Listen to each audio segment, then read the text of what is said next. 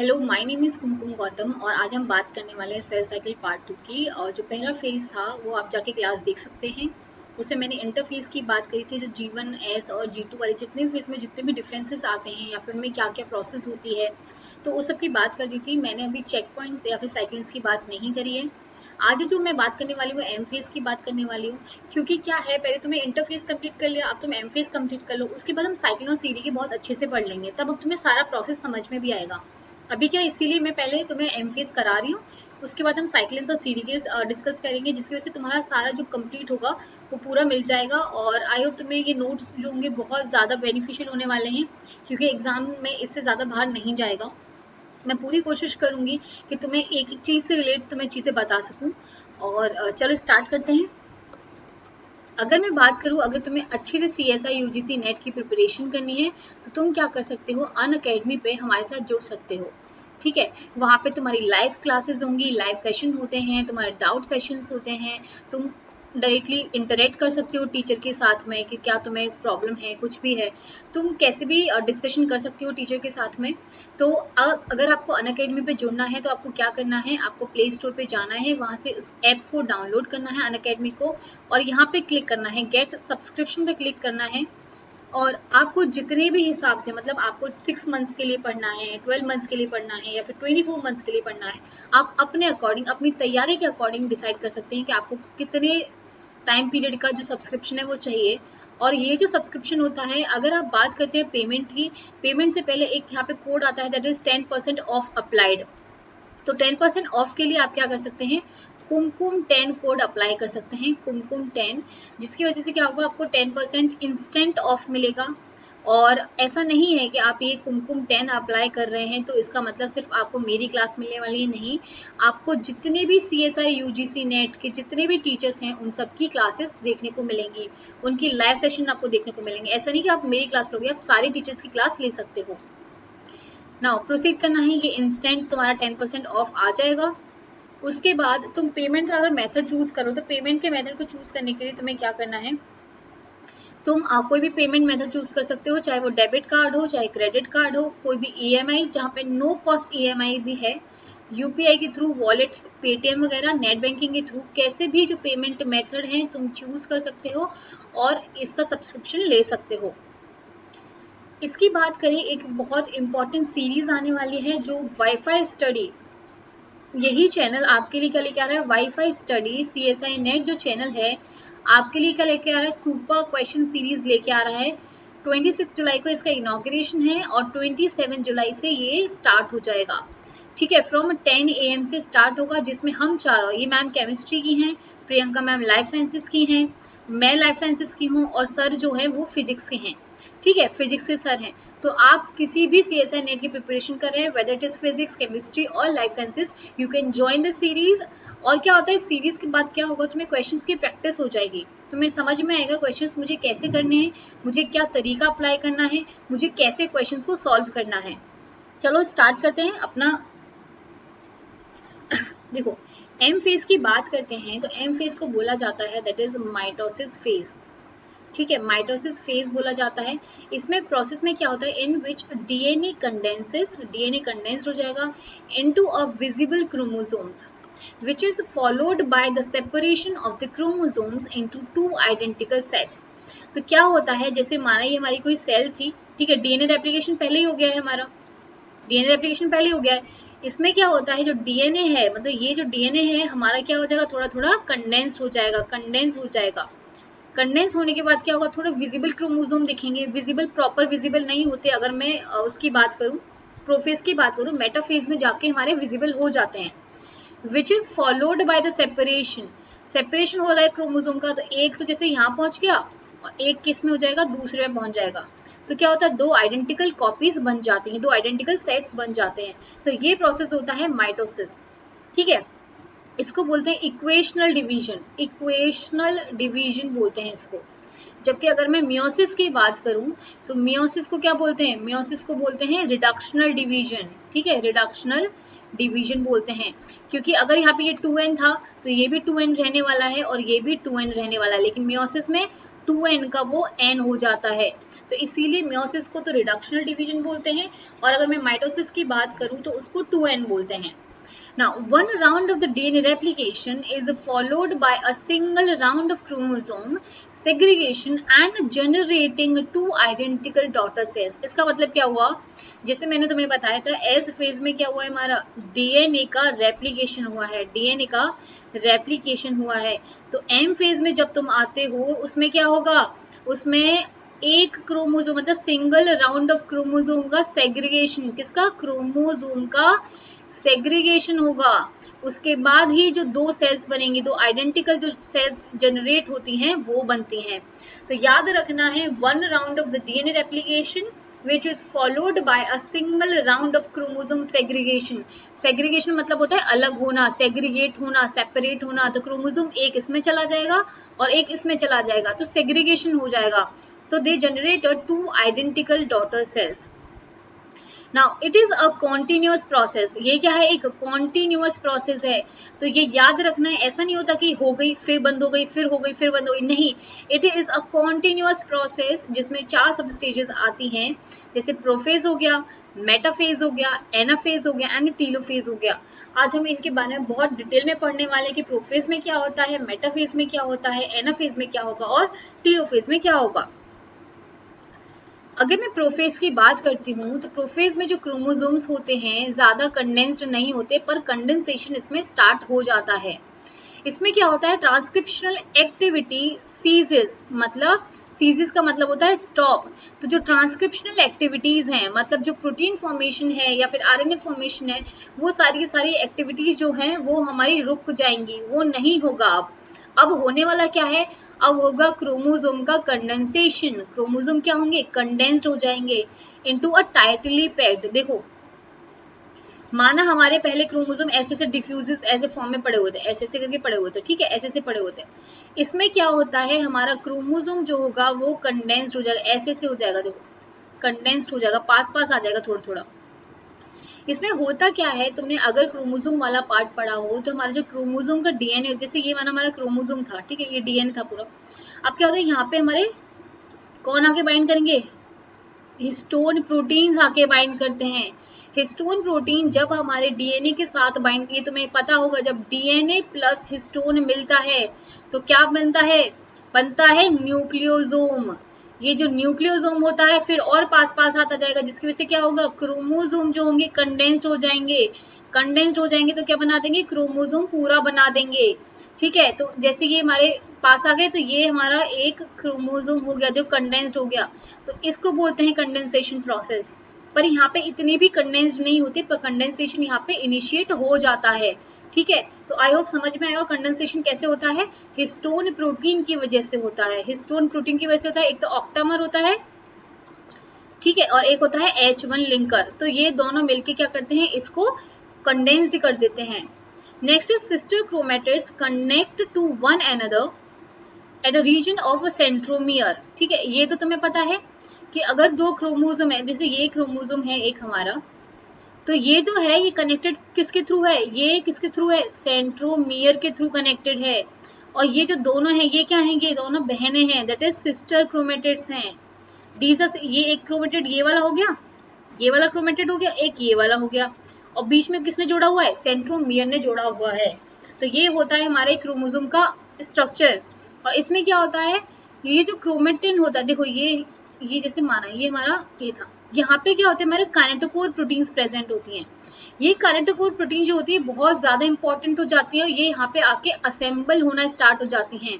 अगर हम प्रोफेज की बात करें तो यहाँ पे सेंट्रोमियर रीजन में ये काइनेटोकोर प्रोटीन्स भी सेंट्रोमियर के साथ अटैच्ड हो जाती हैं। अब इनका काम क्या होता है, ये अटैच करवाती है स्पिंडल फाइबर्स को, क्योंकि हमें स्पिंडल फाइबर्स तो चाहिए मूवमेंट के लिए। तो ये क्या करवाएंगी, देखो ये क्रोमोसोम हो गया हमारा, यहाँ पे होगा क्रोमेट, यहाँ पे आएगा काइनेटोकोर यहाँ पे आएगा, जिसकी वजह से जो ये जो स्पिंडल फाइबर हो रहे हैं वो इससे आके बाइंड कर पाएंगे, ठीक है। तो इसीलिए होती हैं। अब देखो ये अपोजिट पोल पे चला गया, ये सेंट्रोसोम हो गया। सेंट्रोसोम क्या होता है, जब हमारा सेंट्रियोल जब ऐसे होता है, जब पूरा दोनों मिल जाते हैं तब बना देते हैं सेंट्रोसोम। तो ये अपोजिट पोल पे चला गया, एक इधर पोल पे चला गया, एक इधर पोल पे चला गया। These are sister chromatids and this is a centromere, और ये क्या है, हमारे स्पिंडल अपैरेटस हैं जो करंट ओर से आके बाइंड करने वाले हैं। Now centriole moves towards opposite poles, तो इसमें क्या लिखा हुआ है कि जो सेंट्रियोल है वो अपोजिट पोल्स पे ऊपर मूव करने वाले हैं। तो centriole will move towards opposite poles, जैसे मैंने तुम्हें अभी दिखाया कि ये लोग यहाँ से देखो, एक यहाँ मूव कर गया और एक यहाँ मूव कर गया। नेक्स्ट है eight centromere the sister chromatid kept together by the member of SMC, that is structural maintenance of chromosome। देखो SMC structural maintenance of chromosome, जिसे बोलते हैं हम कोहेसिन, क्या बोलते हैं, कोहेसिन बोलते हैं। देखो ये क्या होता है, जैसे ये हमारा क्रोमोसोम हो गया, ये पहले क्या होता है, ऐसे बाइंड होता है, ऐसे बाइंड रहता है, पर क्या होता है ये टूट जाता है, ये वाली जो बॉन्डिंग होती है वो टूट जाती है, लेकिन ये जो बीच वाली जो बॉन्डिंग होती है वो रह जाती है। क्यों रह जाती है, क्योंकि यहाँ पे एक प्रोटीन कॉम्प्लेक्स प्रेजेंट होता है जिसे बोलते हैं कोहेसिन। कोहेसिन मतलब एसएमसी होती है एक, जिसे बोलते हैं कोहेसिन। कोहेसिन किसके लिए रिस्पॉन्सिबल होता है, इस सेंट्रोमियर रीजन पे क्रोमेटिड्स को बाइंड करने के लिए। तो इसमें क्या लिखा हुआ है, at the centromere the chromatid kept together by the member of SMC, that is called cohesin। now cohesin is made up of protein complex जिसमें 4 सब यूनिट्स होती हैं, ये इंपॉर्टेंट है समझने के लिए। देखो ये वाली हो गई, कोहेसिन हो गया हमारा, कोहेसिन में 4 सब यूनिट्स होती हैं। पहला है हमारा SMC1, सेकंड है SMC3, उससे नेक्स्ट है SCC1, और उसके बाद क्या है SCC3। देखो SMC1, SMC3, SCC1, SCC3। अब ये जो दो प्रोटीन होती हैं, ये इसमें क्या प्रेजेंट होता है, एटीपी डोमेन प्रेजेंट होता है। वेरी वेरी इंपॉर्टेंट, इनमें क्या होता है, एटीपी डोमेन होता है। ये चारों एक साथ बाइंड करती हैं और क्या करती हैं, क्रोमेट जो सेंट्रोमियर है वहां रीजन पे जाके बाइंड हो जाती हैं, और उस सेंट्रोमियर रीजन को अलग नहीं होने देती है, बाइंड करके रखती है सारे क्रोमेटिड्स को। तो ये होता है कोहेसिन का फंक्शन ना। अगर मैं प्रोफेज की बात करूं, एक और इम्पॉर्टेंट चीज होती है क्या, द न्यूक्लियर मेम्ब्रेन डिसअपियर्स। इसमें क्या होता है, देखो जैसे ये माना हमारी सेल थी, इसके ऊपर न्यूक्लियर मेम्ब्रेन थी ऐसे करके, ठीक है, ये मेम्ब्रेन थी।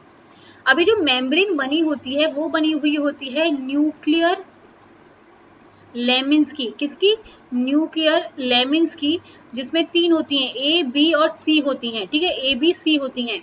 अभी जो न्यूक्लियर लेमिन्स का क्या होता है कि इनका क्या हो जाता है, फॉस्फोराइलेशन करा दिया जाता है। इनका क्या करा जाता है, फॉस्फोराइलेशन। कौन कराएगा, एमसीडी केस कराएंगे, ठीक है। ये क्या करा देंगी, फॉस्फोराइलेशन करा देंगे न्यूक्लियर लेमिन्स का। अगर फॉस्फोराइलेशन हो गया तो ये क्या हो जाएगा, ब्रेक डाउन हो जाएंगे, ये क्या हो जाएंगे, ब्रेक डाउन हो जाएंगी, और जो हमारी न्यूक्लियर एनवेलप होगा वो टूट जाएगा, वो नहीं रहेगा। तो न्यूक्लियर मेम्ब्रेन क्या हो जाएगी, डिसअपियर हो जाएगी।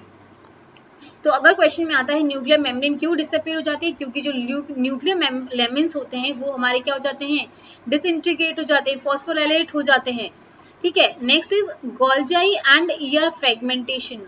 तो जितने भी हमारे अंदर ऑर्गेनेलीज हैं, जितने भी ऑर्गेनेलीज हैं, चाहे वो ईआर हो गया, दैट इज एंडोप्लाज्मिक रेटिकुलम हो गया, या फिर गोल्जाई हो गया, ये क्या हो जाएगा, इनका हो जाएगा ब्रेक डाउन। क्या हो जाएगा, इनका ब्रेक डाउन, फ्रेगमेंट में टूट जाएंगे, फ्रेगमेंट्स में टूट जाएंगे। नेक्स्ट आता है द एमपीएफ प्रमोटिंग। एमपीएफ का मतलब होता है माइटोसिस प्रमोटिंग फैक्टर। क्या, माइटोसिस प्रमोटिंग फैक्टर। अब तुम्हें नाम से पता चल रहा होगा कि एक ऐसा फैक्टर है जो माइटोसिस को प्रमोट करने वाला है। अगर ये प्रमोट करने वाला है तो क्या करेगा, कंडेंसेशन कराएगा। कंडेंसेशन कैसे कराएगा, by the recruitment of H1 histone. H1 histone किस काम में आता है, लिंकर का काम करता है। At a linker DNA by phosphorylation that will initiate the event if the chromosome event of chromosome condensation. तो क्या हो गया, एक तो हमारा ऑक्टामर आएगा हिस्टोन का, और प्लस H1 हिस्टोन भी आएगा। कौन लेके आएगा, इनको लेके आएगा माइटोसिस प्रमोटिंग फैक्टर, जिसकी वजह से क्या होगा, हमारा क्रोमोसोम जो होंगे वो कंडेंस्ड होना स्टार्ट हो जाएंगे, इनिशिएशन हो जाएगा इनका। तो इस प्रोसेस को बोलते हैं हम प्रोफेज फेज, ठीक है। अगर मैं बात करती हूँ कोहेसिन की कि कैसा होता क्या है, तो जैसे माना ये हमारा क्रोमोसोम था एक, ठीक है, यहाँ पे ये बाइंड थे पहले, ये पूरे में कोहेसिन बाइंड है, कोहेसिन ने सबको बांध के रखा हुआ है। लेकिन क्या होता है, इन कोहेसिन को करा दिया जाता है फॉस्फोराइलेट। क्या करा दिया जाता है, फॉस्फोराइलेट करा दिया जाता है, जिसकी वजह से ये इसने जो बाइंड कर रखा था ये ब्रेक हो जाएगा, ये ब्रेक होगा, ये ब्रेक होगा। ठीक है, तो ये बन कैसे जाएगा, ऐसे बन गया। लेकिन जो बीच वाला पार्ट बचा है, कोहेसिन यहाँ पे इसको बचा के रखा है इसने। अब ऐसा क्या है कि फॉस्फोराइलेशन के बाद में ये सब तो निकल गया यहाँ से, पर ये बीच वाला कोहेसिन रहेगा, ऐसा क्या है। इसमें क्या होता है, हमारे पास होती है सेंट्रोमियर में एक और जो इम्पोर्टेंट जो एंजाइम होती है, वो होती है हमारी फॉस्फेटेज। क्या होती है, फॉस्फेटेज। ये क्या करती है, इसका फॉस्फोराइलेशन नहीं होने देती है, जिसकी वजह से जो कोहेसिन है वो हमारा डिसइंटीग्रेट नहीं होता है, रिमूव नहीं हो पाता है। आई होप समझ आएगा। चलो एक बार पढ़ते हैं, उसके बाद और एक और बार समझ लेंगे। Cohesin removed by the phosphorylation but cannot remove near centromere। मतलब कोहेसिन को हमने रिमूव कर दिया, इतनी जगह से रिमूव कर दिया, लेकिन सेंट्रोमियर की जगह पे हम रिमूव नहीं कर पाए। क्यों क्यों नहीं कर पाए, क्योंकि at the centromere they have phosphatases, phosphatases present होती हैं, तो काइनेज जो है वहां पे एक्टिवेट नहीं कर पाती है। अब क्वेश्चन क्या आएगा, क्वेश्चन आएगा कि ऐसी कौन सी एंजाइम्स हैं जो कोहेसिन को फॉस्फोराइलेट करती हैं और उसको रिमूव करती हैं, ऐसी कौन सी एंजाइम्स हैं। तो ऐसी दो एंजाइम हैं। The phosphorylation is done by two enzymes, दो एंजाइम है जो फॉस्फोराइलेशन करती हैं। पहली है पोलो लाइक एंजाइम, इंपॉर्टेंट है। सेकंड है ऑरोरा बी काइनेसिस। तो याद रखना है कि पूरा क्रोमोसोम पहले बाइंड रहता है, दोनों सिस्टर क्रोमेटिड एक दूसरे से बाइंड रहते हैं, लेकिन किसकी वजह से, कोहेसिन की वजह से। तो क्या होता है, ये दो एंजाइम पोलो लाइक काइनेसिस और ऑरोरा बी काइनेसिस क्या करती हैं, उसका फॉस्फोराइलेशन करा देती हैं, किसका, कोहेसिन का, जिसकी वजह से जो क्रोमोसोम है वो ऐसा बन जाता है। लेकिन ये बीच में काम नहीं कर पाती हैं, क्यों, क्योंकि यहाँ पे होती है फॉस्फेटेज। अब मेरे को बताओ, फॉस्फेटेज और काइनेस का कैसा फंक्शन हो गया, एक दूसरे का अपोजिट फंक्शन हो गया। तो फॉस्फेटेजेस क्या करती हैं, काइनेसिस को अपना काम नहीं करने देती हैं, जिसकी वजह से क्या होता है, हमारा कोहेसिन का जो अटैचमेंट है सेंट्रोमियर पे वो रह जाता है। आई होप तुम्हें ये चीज समझ आई होगी। Now next is MCDK is a phosphorylate component of the nuclear lamins that leads to the disassembly of nuclear lamins and breakdown of the nuclear envelope membrane। ये मैं तुम्हें बता चुकी हूँ कि जो MCDKs होते हैं वो हमारे न्यूक्लियर मेम्ब्रेन्स को, जो है हमारे जो लेमिन से बनी हुई है, लेमिन से जो बनी हुई है ABC से, उसको क्या करेंगे, फॉस्फोराइलेट कर देंगे। और जैसे ही फॉस्फोराइलेट कर देंगे, जो न्यूक्लियर मेम्ब्रेन होगी या फिर न्यूक्लियर एनवलप होगा, वो हमारा क्या हो जाएगा, ब्रेक डाउन हो जाएगा। इसीलिए बोलते हैं उनके पास न्यूक्लियर मेम्ब्रेन नहीं होती है, न्यूक्लियर एनवलप नहीं होता है। ठीक है, ये वाला चीज समझ में आई। चलो अब आते हैं मेटाफेज पे। अगर मैं मेटाफेज की बात करूं तो मेटाफेज एक ऐसी स्टेज है, एक ऐसी फेज है एम फेज में, जहां पे हमारा क्रोमोसोम का कंडेंसेशन हम प्रॉपर्ली देख सकते हैं थ्रू माइक्रोस्कोप। ठीक है, थ्रू माइक्रोस्कोप हमें इजीली इसका पता चल जाता है कि हाँ ये हमारी मेटाफेज है। अब इसमें होता क्या है, एक होती है प्रो मेटाफेज और एक होती है मेटाफेज। मतलब प्रो मतलब थोड़ा इनिशियल स्टेज हो गया उसका। अभी जो प्रो मेटाफेज होती है उसमें क्या होता है, स्पिंडल फाइबर का अटैचमेंट होगा टू द काइनेटोकोर्स। देखो इसमें होता कैसे है, एक सेकेंड। देखो अगर मैं क्रोमोसोम की बात करूं, देखो ये क्रोमोसोम है हमारा, है ना, यहाँ पे क्या आता है, काइनेटोकोर आके अटैच्ड होगा। देखो ये काइनेटोकोर आके अटैच होगा। अब बताती हूँ मैं क्या है। देखो ये है हमारा सेंट्रोमेरिक रीजन, ये वाला है, ये वाला रीजन, ये वाला रीजन है, ये वाला रीजन है। ठीक है, कलर चेंज करो।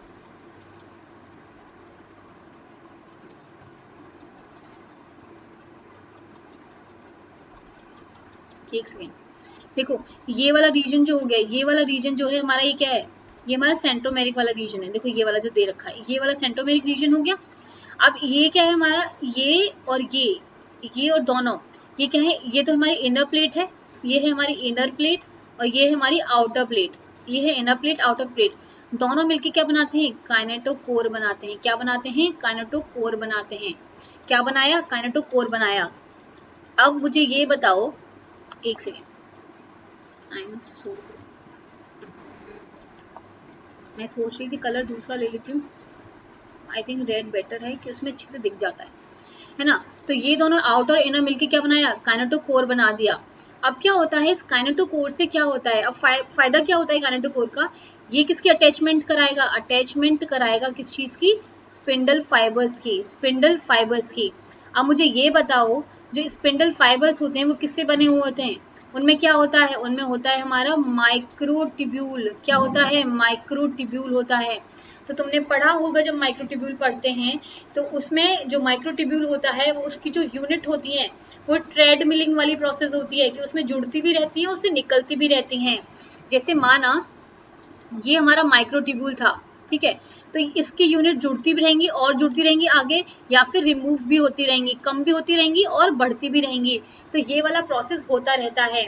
इसमें दो एंड होते हैं, एक पॉजिटिव एंड होता है और एक नेगेटिव एंड होता है, ठीक है। तो ये हो गई हमारी माइक्रोट्यूब्यूल की बात। तो देखो ये दोनों तो क्या हो गए हमारे, काइनेटोकोर हो गए, ये दोनों काइनेटोकोर हो गए। अब कौन आके अटैच करेगा इससे, स्पिंडल फाइबर। तो स्पिंडल फाइबर कैसे अटैच करता है, देखो ये हो गया मैं कोरोना फाइबर, जो यहाँ से जो एनडीसी 80 है ना, वो रेस्पॉन्सिबल इसका अटैचमेंट कराने के लिए, एनडीसी 80। उसके पास माइक्रोट्यूब्यूल जो है उसके अंदर तीन प्रोटीन्स होती हैं, एक होती है सैन पी, इंपॉर्टेंट है, डी पॉलीमरेज एंड डाइनिन, ये दोनों इंपॉर्टेंट हैं, CEN P and dynein is a very important. अब इसके बारे में हम आगे पढ़ेंगे, काइनेटोकोर का स्ट्रक्चर हो गया, ठीक है, जहां से स्पिंडल फाइबर अटैच होने वाला था।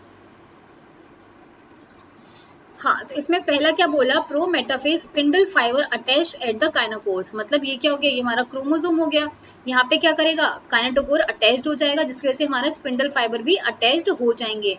तो ये क्या होती है, मेटाफेज की प्रो मेटाफेजिक स्टेज होती है कि उसमें ऐसा कुछ बना दिया गया है जिसकी वजह से काइनेटोकोर आगे अटैच्ड हो गए और हमारे अरेंजमेंट करने के चांसेस आ गए हैं।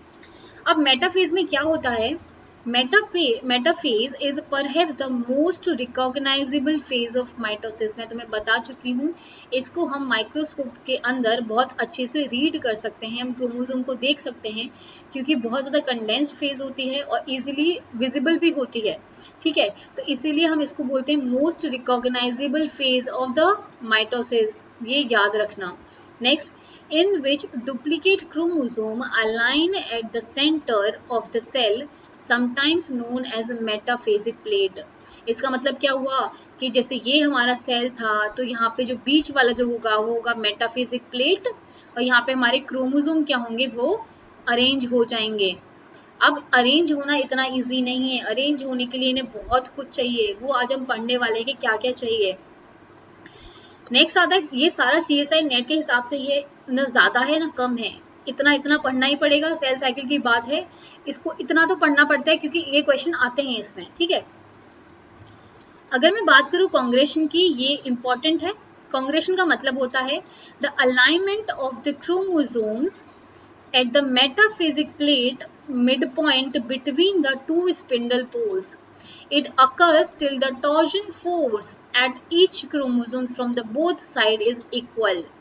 इसका मतलब क्या हुआ, इसका मतलब ये हुआ कि ये हमारी माना सेल है, ठीक है, ये हमारी सेल मान ली, ये हो गया हमारा मेटाफिजिक प्लेट। अब इसमें बोला मिड पॉइंट है दो पोल्स का, देखो ये सेंट्रल एक हो गया, ये सेंट्रल एक हो गया, इसमें क्या बोला है, मिड पॉइंट है इस दोनों का, मिड पॉइंट हो गया। इस मिड पॉइंट पे क्या बोलते हैं, हम इसको बोलते हैं मेटाफेजिक प्लेट बोलते हैं, क्या बोलते हैं, मेटाफेजिक प्लेट बोलते हैं। यहाँ पे जो क्रोमोसोम्स होते हैं वो आके ऐसे करके अटैच्ड हो जाते हैं, ऐसे आ जाते हैं, और यहाँ से जो स्पिंडल फाइबर्स होते हैं वो इनको अटैच्ड करके रखते हैं। इस चीज को बोलते हैं कांग्रेशन, इस चीज को क्या बोलते हैं, कांग्रेशन बोलते हैं। So alignment of the chromosome at a metaphysic plate is known as congression. अब इसमें एक और चीज दे रखी है, till tossing force at each chromosome from the both side is equal. इसका मतलब क्या हुआ, देखो अगर मैं किसी अगर मैं कभी गेहूं अलग कर रही हूँ, उसमें होता है ना कुछ गंदगी है और गेहूं है, अगर मैं उसको अलग कर रही हूँ तो मैं ऐसे करूंगी, पुश करूंगी, इसको पुल करूंगी, पुश करूंगी, पुल करूंगी, पुश पुल का मतलब मैं इधर इधर ऐसे से कर रही हूँ, ठीक है। तो क्या होता है जब मैं ऐसे ऐसे करती हूँ तो उनका सेपरेशन हो जाता है और बीच में आ जाते हैं, ठीक है, बीच में आ जाते हैं। तो मुझे भी क्या करना है, क्रोमोसोम को बीच में लाना है, मेटाफिजिक प्लेट पे, जैसे ये हमारी ये हो गया, इस मेटाफिजिक प्लेट पे लेके आना है। तो मैं क्या करूंगी, इनका मूवमेंट कराऊंगी ऐसे ऐसे करके, जिसकी वजह से क्या होगा, वो बीच में आ जाएंगे, ऐसे ऐसे करके धीरे धीरे धीरे धीरे रुक के बीच में आ जाएंगे। तो ये जब धीरे धीरे धीरे ऐसे होते रहते हैं ना, this is a torsion force, तब तो वो इक्वल नहीं हो जाते, तब क्या होगा, टॉर्जन फोर्स लगता रहेगा, और जब जैसे टॉर्जन फोर्स इक्वल हो जाएगा तो वो स्टेबल हो जाएंगे और बीच मेटाफिजिक प्लेट में रुक जाएंगे।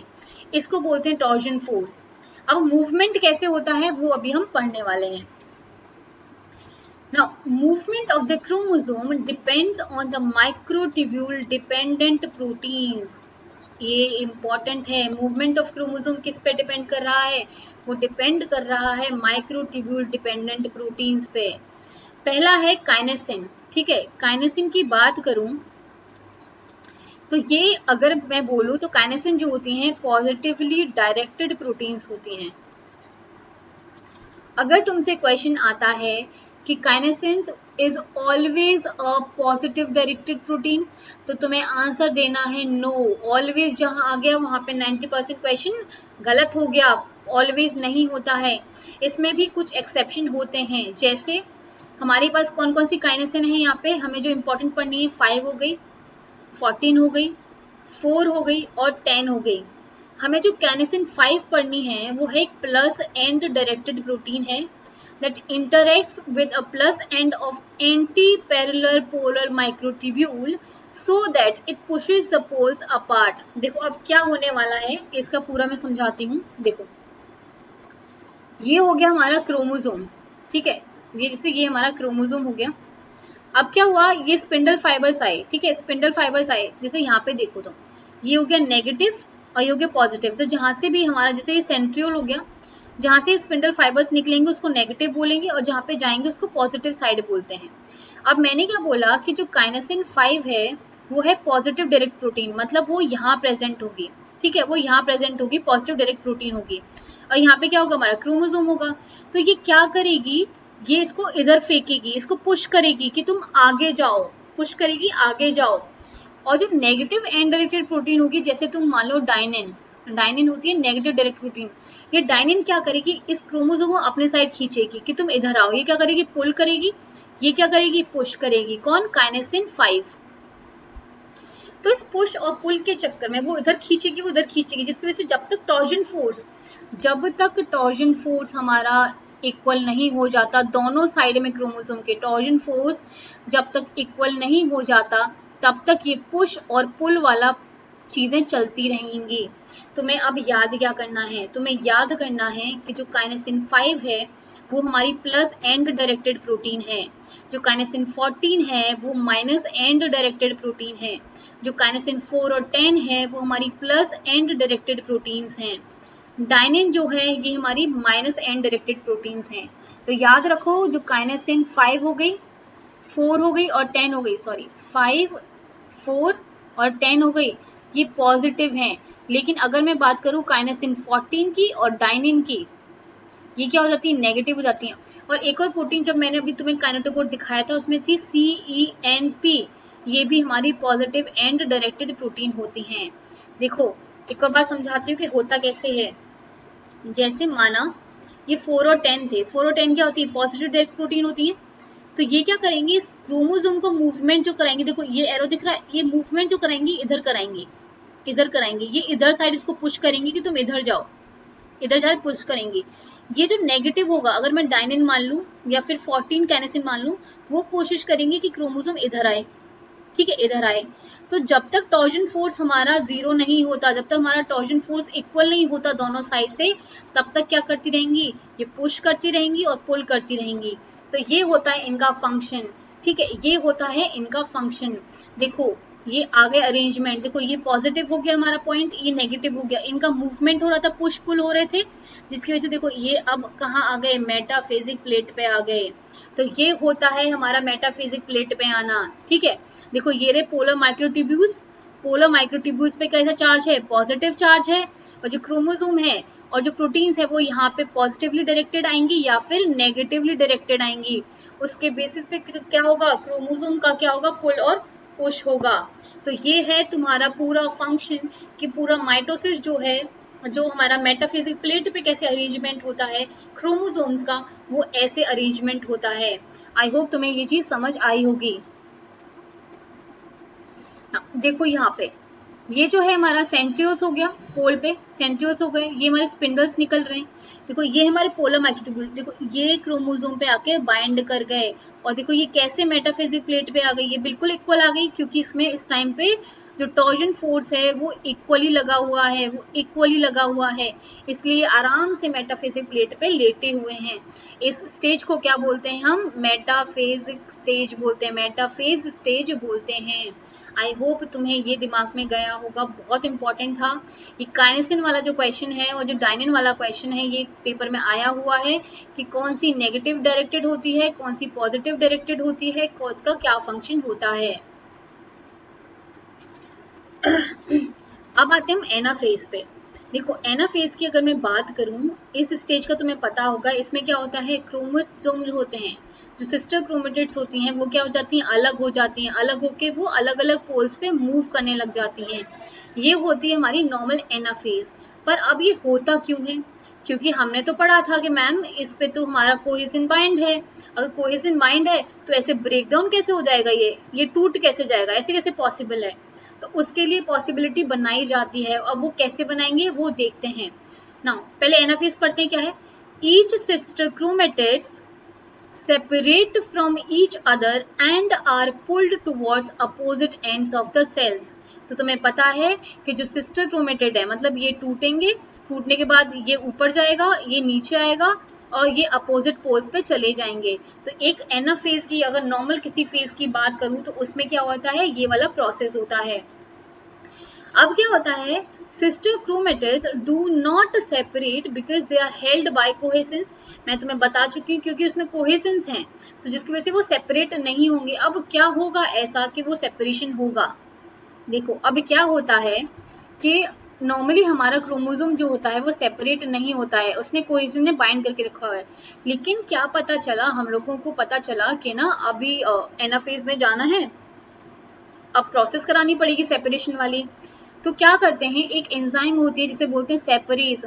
सेपरेज को याद रखो सेपरेट के नाम से, सेपरेट जो करता है उस एंजाइम को बोलते हैं सेपरेज। अब इस सेपरेज को एक सिक्योरिन जो होता है वो इनहिबिट करके रखता है, कि वो बोलता है कि मैं तुम्हें छूटने नहीं दूंगा, वो इनएक्टिव फॉर्म में इसको रखता है। लेकिन एक बड़ा पुलिस इंस्पेक्टर आता है जिसका नाम है एपीसीसी और सीडीसी20 के साथ में। APC that is anaphase promoting complex आता है सीडीसी20 के साथ में, वो बोलता है मैं तुझे अलग कर दूंगा। तो सिक्योरिन को क्या करता है, वो यूबिक्विटिन करा देता है, जिसकी वजह से प्रोटियोसोमल डिग्रेडेशन हो जाएगा, उसका प्रोटियोसोमल डिग्रेडेशन करा देगा। अगर हमारा सिक्योरिन को मार दिया तो सेपरेज क्या हो गया, अलग हो गया। सेपरेज अलग हो गया, तो सेपरेज का क्या काम होगा, अब सेपरेज क्या करेगा, सेपरेज क्या करता है, जिस कोहेसिन ने इस सेंट्रोमियर को बांध के रखा था वो उसको तोड़ देगा, वो उसको तोड़ देगा। देखो ये तोड़ दिया, ये टूट गया, इसको तोड़ दिया इसके कनेक्शन को, तो वो कौन करेगा, सेपरेज करेगा। तो ये फंक्शन होता है तुम्हारा एपीसी सीडीसी20 का। चलो ये पढ़ो एक बार। Now, securin is a substrate for the anaphase promoting complex। इसमें ये क्या बोला है, सबस्ट्रेट क्यों बोला गया है, क्योंकि जो APC और CDC20 है वो सेक्यूरिन पे बाइंड करवाएंगे, उसको यूबिक्विटिनाइज कराएंगे, ठीक है, इसलिए उनका सबस्ट्रेट है ये, उनको खाने वाला है ये, ठीक है। ये मतलब मजाक में है, सीरियसली नहीं लेना खाने वाला, ठीक है। कहाँ गया, हाँ। The activation of APCC mediated proteolytic pathway leads to the degradation of securin। तो securin को ये मार देगा, डिग्रेड कर देगा। So degradation of securin plays a critical role in timely activation of separase activity। क्या हो जाएगा, ये securin तो गया, ठीक है, securin गया, जो सेपरेज की एक्टिविटी जो होगी वो बढ़ जाएगी, वो एक्टिवेट हो जाएगा। सेपरेज एक्टिवेट हो जाएगा, वो क्या करेगा, एक्टिव सेपरेज देन क्लीव SCC1। किसको क्लीव करेगा, SCC1। मैंने बताया था ये क्या है, प्रोटीन्स हैं कोहेसिन की, इसको क्या कर क्लीव करेगा, जिसकी वजह से सिस्टर क्रोमेटिड्स हमारी रिलीज हो जाएंगी। आई होप तुम्हें ये प्रोसेस समझ आया होगा, थोड़ा कॉम्प्लेक्स है बट बहुत इजी भी है। ये समझ में आया काइनेटोकोर? हाँ देखो यहाँ पे देखो, ये सेंट्रियोल्स हमारे अलग पहुंच गए, देखो ये हमारा अलग आ गया, ये हमारा अलग आ गया, ठीक है। अब क्या हुआ, देखो ये टूट गया, ये भी टूट गया, ये क्या मूव कर रहे हैं, अपोजिट पोल पे मूव कर रहे हैं। ये किसकी प्रॉपर्टी है, ये है एनाफेज की प्रॉपर्टी। किसकी प्रॉपर्टी है, एनाफेज की प्रॉपर्टी है। अब क्या क्या और क्या क्या चीजें होती हैं इसमें, पहला होता है हमारा क्रोमेटेड सेपरेशन। क्या होता है, क्रोमेटेड सेपरेशन होता है। क्रोमेटेड सेपरेशन मैंने बता दिया, ये इधर मूव करेगा और ये इधर मूव करेगा, क्रोमेटेड सेपरेट हो जाएंगे। Next is centriole moves towards opposite to each other. ये कैसे कर गए, ये इधर मूव कर गया, ये इधर मूव कर गया, ये इधर मूव कर जाएंगे ऐसे ऐसे करके, ठीक है। उसके बाद shortening of chromosomal spindle fibres. Obviously पहले जो क्रोमोसोमल फाइबर पूरा इतना अटैच था, अब वो ऊपर पहुंच गया टूट के इतना, तो ये क्या हो जाएगा, शॉर्ट हो जाएंगे। पहले इतने बड़े थे, अब शॉर्ट हो जाएंगे। Next is anaphase promoting complex, APCC is a ubiquitin ligase. क्या है, क्यों, क्योंकि इसने सिक्योरिन को भी क्या करा, डिग्रेड कर दिया बाय यूजिंग अ यूबिक्विटिन, और उसका क्या करा दिया, प्रोटियोसोमल डिग्रेडेशन करा दिया।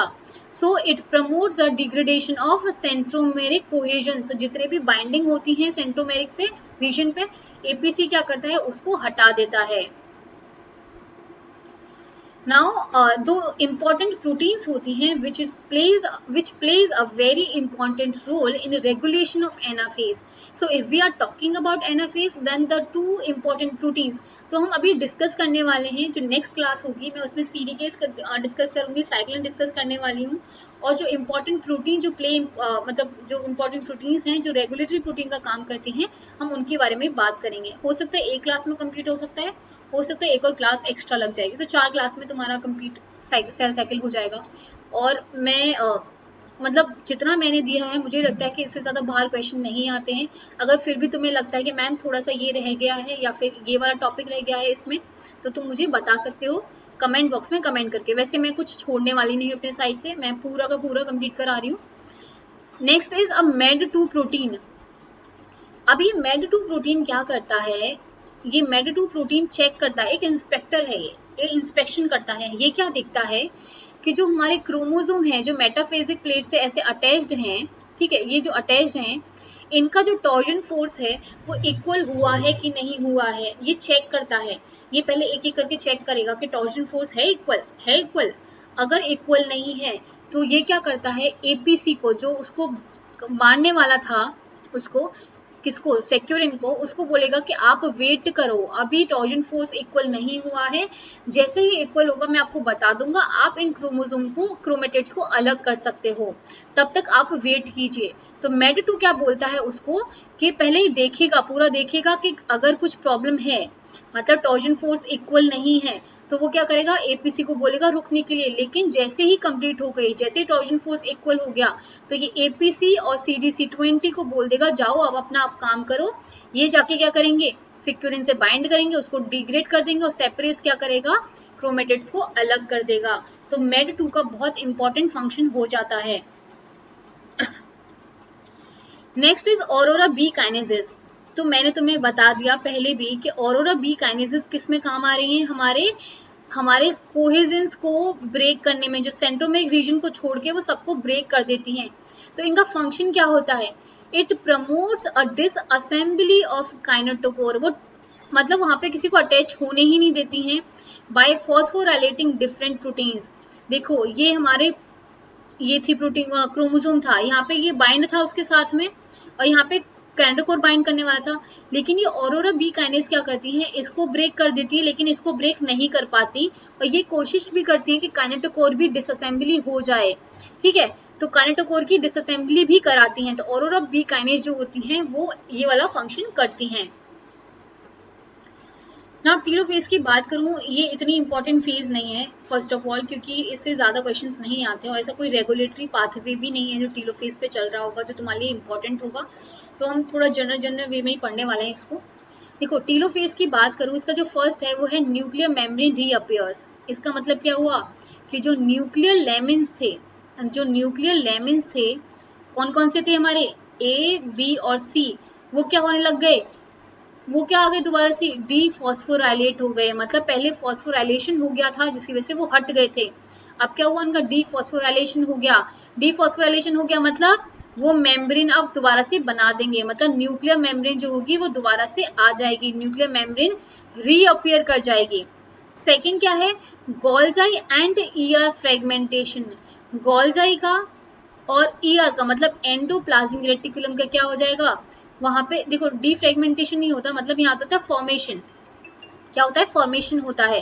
तो यहाँ पे क्या होता है, गोल्जी एंड ईआर का क्या हो जाएगा, डीफ्रेगमेंटेशन नहीं, क्या हो जाएगा, फिर से दोबारा से फॉर्मेशन होना स्टार्ट हो जाएगा, वो दोबारा से बनने लग जाएंगे, तो उसको बोलते हैं टीलोफेज स्टेज।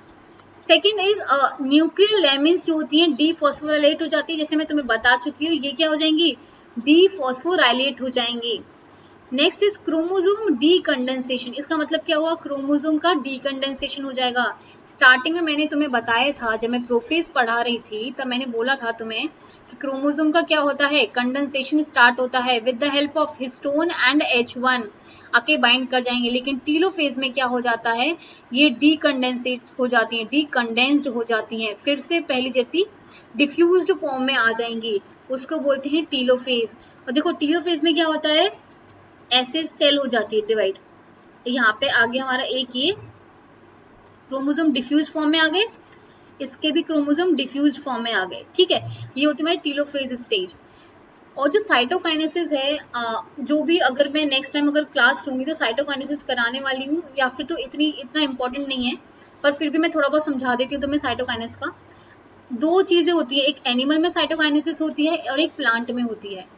अगर मैं एनिमल की बात करूँ तो क्या होता है, जैसे ये हमारे टीलोफेज स्टेज हो गई, ठीक है, यहाँ पे क्या होता है, क्लीवेज फरो बनता है, क्लीवेज फरो बनता है, और ये क्लीवेज फरो इतना डीप होता जाता है कि ये जो सेल है देखो ऐसे करके जाएगी और दो सेल्स में डिवाइड हो जाएगी, ये होता है एनिमल्स में। तो क्या होता है, इसमें क्लीवेज फरो बनती है, और कहाँ से बनती है, आउटर से बनती है और इनर में जाती है, मतलब ये यहाँ से बन रही है और ऐसे जा रही है, देखो यहाँ से ऐसे जा रही है, तो आउटर से इनर में जाती है। लेकिन अगर मैं प्लांट की बात करूं, प्लांट में क्या होता है, जैसे ये हो गई हमारी सेल, यहाँ पे क्या होता है, बीच में एक हमारी कैल्शियम पेक्टेट की कोई लेयर बन जाती है, सेल प्लेट बन जाती है जिसे बोलते हैं बेसिकली, सेल प्लेट बन जाती है। वो क्या करती है, अंदर से बाहर की ओर मूव करती है, कहाँ से, इनसाइड टू आउटसाइड, ये इंपॉर्टेंट है, बस इनसाइड टू आउटसाइड मूव करेगी और उसको दो पार्ट में डिवाइड कर देगी। तो ये होता है मेरा साइटोकाइनेसिस का प्रोसेस, ये मैंने थोड़ा बहुत समझा दिया है, और भी कुछ इंपॉर्टेंट होगा तो मैं डाल दूंगी। और कल हम पढ़ने वाले हैं साइक्लिन्स और सीडी केस डालूंगी, और अगर कुछ रह जाता है कल भी तो मैं नेक्स्ट क्लास में कंप्लीट कर दूंगी, जिसमें से 4 क्लासेस में तुम्हारी सेल साइकिल पूरी कंप्लीट हो जाएगी। अगर तुम्हें आज की क्लास में कुछ भी समझ नहीं आया, या फिर तुम्हें लगा है कि मैम थोड़ा बहुत और समझा दीजिए, या फिर कुछ और एक्स्ट्रा पढ़ना है, तो तुम मुझे कमेंट बॉक्स में कमेंट कर सकते हो। और इसको अच्छे से पढ़ाई करो, बहुत बहुत इंपॉर्टेंट क्वेश्चन आते हैं इससे, क्वेश्चन हमेशा आने वाला है इससे, तो इसकी पढ़ाई करो और ध्यान रखो अपना। Thank you so much for watching this video. Thank you so much. Thank you.